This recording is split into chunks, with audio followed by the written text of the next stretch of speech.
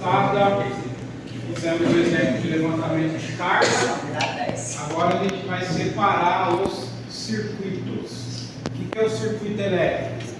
São os equipamentos e condutores ligados ao mesmo dispositivo de proteção. Então a gente não vai dimensionar o equipamento. O equipamento pode ser tomada geral, tomada específica, a gente não dimensiona. A gente vai dimensionar condutor e vai dimensionar o dispositivo de proteção. Tá? Então a gente viu lá tipo de fornecimento quando a gente faz o levantamento de carga. A gente pode ter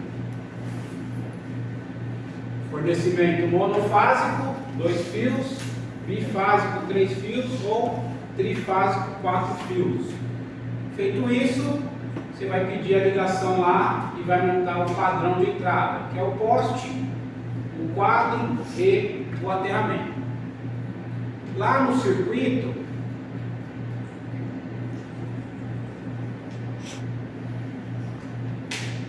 aqui está o seu padrão de entrada e o poste a concessionária chama de ponto de entrega. Então você monta isso aqui, compra, monta tudo isso aqui, a concessionária vai lá na rua, na rede pública e faz a ligação para a sua casa. Esse fio aqui a gente chama de ramal, tá? Então é o fio que vem lá da concessionária para o seu poste. Aqui é um ramal bifásico, ó, 2 fases e um neutro. Então isso aqui é responsabilidade da concessionária, tá? Do ponto de entrega para dentro é sua responsabilidade. Então você monta tudo, a concessionária vem e instala o medidor. E lá para dentro da sua casa, ó, então da rua vem 2 fases mais neutro, para dentro da sua casa vai 2 fases mais neutro mais o aterramento que você precisa fazer na sua casa. Se não fizer o aterramento, a concessionária não faz a ligação. Tá? Então esses fios aqui ó, vão lá para o quadro de distribuição dentro da casa. Chegou dentro da casa, chegou aqui ó, no quadro, aí ele vai distribuir para os circuitos que a gente vai chamar de circuitos terminais. Então circuitos terminais são os que saem do quadro e vão lá para o ponto de consumo, tá? Então nós vamos dimensionar tanto esse circuito aqui, ó, que é o principal, quanto o circuito terminal, tá? Esse circuito aqui a gente vai chamar, ó, circuito de distribuição, eu chamo ele de alimentador, tá? Então nas minhas aulas, quando eu estiver falando do alimentador, é esse aqui, que é o fio principal da casa, por ele vão passar todas as cargas daquela residência. Quando ele é mal dimensionado, você vai ter aquele problema de estar usando as coisas lá na sua casa, o disjuntor geral vai cair e vai apagar a casa toda, tá? Isso não é bom. Então aqui ó, temos os exemplos, circuito de iluminação, tomada de geral, tomada específica do chuveiro, aqui temos uma tomada específica com uma torneira elétrica, tá? E os demais com tomadas gerais. Então, para as tomadas gerais, ou para a divisão de circuitos, eu vou usar o critério que está na página 47. Então, são esses critérios aqui, ó, que a NBS 9410 estabelece. Vamos lá. Prever circuito de iluminação separado dos circuitos de truque. Então, luz e tomada vão ter circuitos distintos, tá? Ponto de tomada de cozinha, copa, cozinha, área servida, lavanderia, lugar semelhante, ou seja, área molhada, tem que ser alimentados por circuitos destinados unicamente a esses locais. Então, ó, separa a tomada de iluminação e separa a tomada de área seca com tomada de área molhada. Tá? Então, vão ser circuitos distintos. E essa regra aqui, a gente já tinha até conversado sobre ela. Prever circuitos independentes exclusivos para cada equipamento com corrente nominal superior a 10 amperes. Então, quando eu dei a definição lá de tomada específica, tem aquela definição que diz que é equipamento fixo estacionário, mas eu falei para vocês que o que mais importa é a corrente. Se a corrente for maior do que 10, a norma prevê que você faça um circuito específico para aquele equipamento, mesmo se ele for um equipamento portátil, como é o caso do secador de cabelo e da air fryer, por exemplo. Beleza? Além desses critérios, o projetista pode considerar outros critérios, tá? E vocês vão anotar agora mais outros critérios que eu quero que vocês considerem no seu projeto. Anota aí onde está.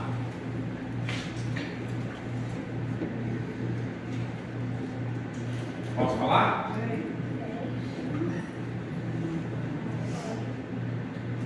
Além dos critérios da norma,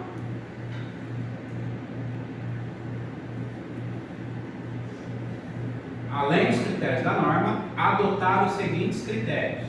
2 pontos. 1. Prever no mínimo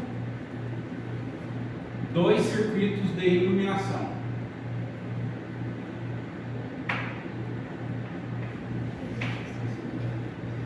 2. Prever no máximo 8 TUG por circuito.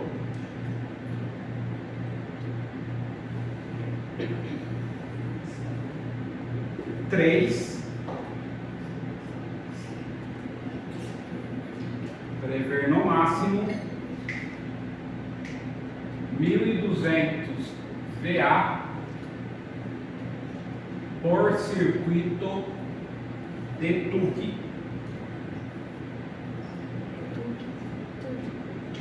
Por circuito quê? TUG, de TUG.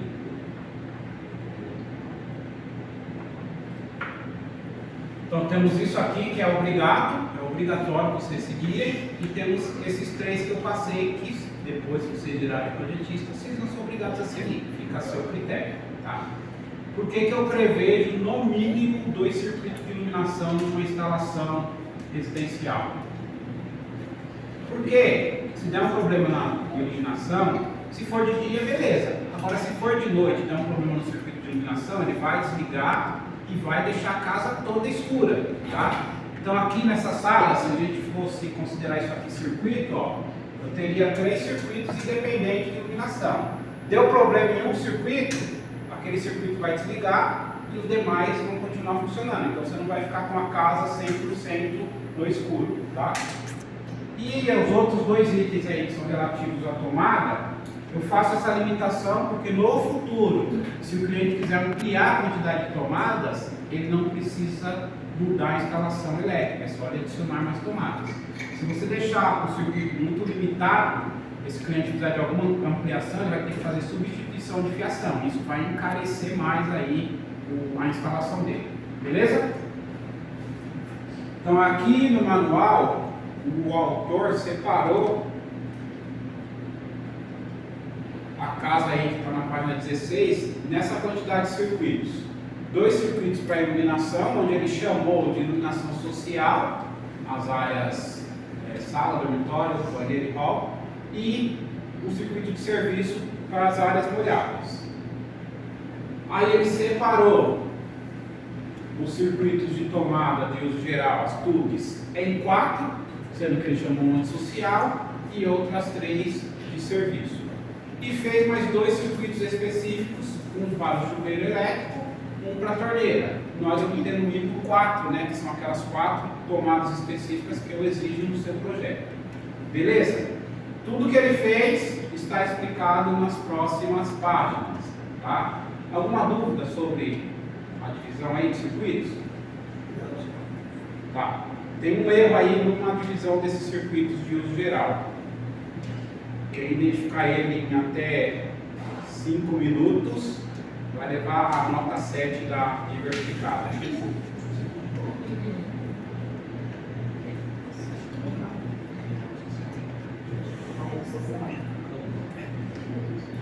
28, vamos até 73.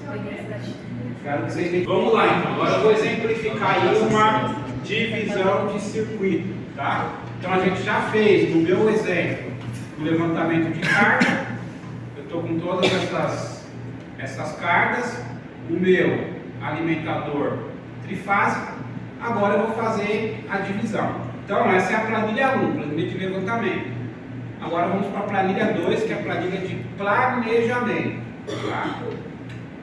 O nome dessa planilha é planejamento e divisão dos circuitos. Então aqui temos na primeira coluna o número de circuitos, já está preenchido aí, não mexa. Segunda coluna, tipo de circuito. Então você vai colocar se é iluminação, TUG ou TUI. Próxima coluna. Eu vou identificar as cargas que estão nesses circuitos, ambientes, tá? De forma que não fique dúvida sobre o que esse circuito é. A próxima coluna, qual é a potência do circuito? E a última coluna, qual é a tensão do circuito, tá? Eu começo a minha divisão sempre pela iluminação, mas vocês podem fazer do jeito que vocês quiserem, tá? Não tem ordem para isso, não tem regra para isso, tá?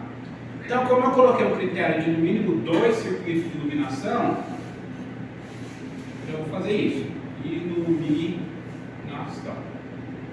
Vou fazer maiúsculo porque eu não gosto de minúsculo.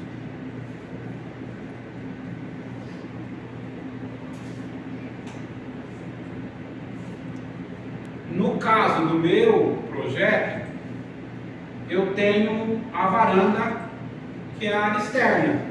Então, neste caso, eu vou fazer mais um circuito que vai ser da varanda. Então, vou chamar esse aqui já de varanda.